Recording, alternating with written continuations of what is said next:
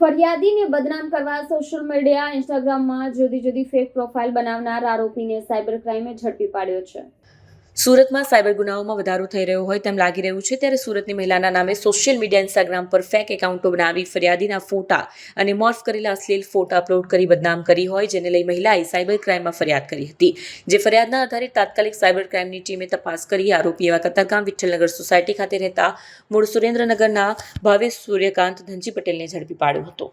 આ કામના જે ફરિયાદી છે બેન એક 23 વર્ષની છોકરી છે અને એ અગાઉ એક ટ્યુશન ક્લાસીસમાં જતી હતી જેનું નામ છે પોઝિટિવ ટ્યુશન્સ, જે કતારગામમાં આવે છે. અને ત્યાંનો જે ટીચર છે ભાવેશ વસોયા કરીને, એમની સાથે ઓળખાણ થઈ ક્લાસીસ દરમિયાન અને ઓળખતો હતો એમને. પછી એમનું ટ્યુશન જ્યારે પતી ગયું અને 10મી એમને પાસ કરી લીધી. અત્યારે તો એ જે છોકરી છે એ જોબ કરે છે.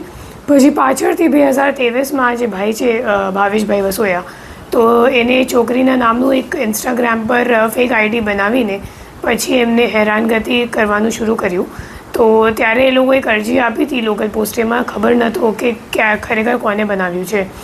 પછી હેરાન કરવાનું બંધ થઈ ગયું તો એ લોકોએ પછી લાઇટલી લીધું. પછી આ વર્ષમાં 6ઠ્ઠા મહિનાથી એ લોકોએ ફરીવાર બીજો ઇન્સ્ટાગ્રામ પર ફેક આઈડી બનાવીને એમાં છોકરીનો ફોટો મોર્ફ કરીને અશ્લીલ તરીકે મોર્ફ કરીને પછી ત્યાં અપલોડ કરવામાં આવ્યો. અને એના સિવાય વર્ચ્યુઅલ નંબર મારફતે વોટ્સએપ પર ગ્રુપ બનાવીને છોકરીના જેટલા સગા સંબંધી છે બધાને એડ કરીને એવા અશ્લીલ ફોટાઓ ત્યાં મૂકવાનો એ ભાઈએ કોઈ શરૂઆત કર્યું.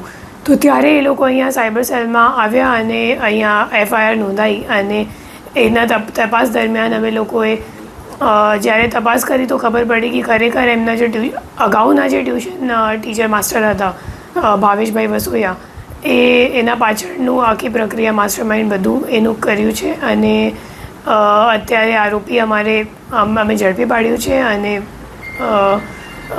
આગે પણ તપાસ આમાં ચાલુ છે. કારણ શું હતું મેડમ આ રીતના? મને એમ લાગે કંઈક અટ્રેક્શન જેવું હશે.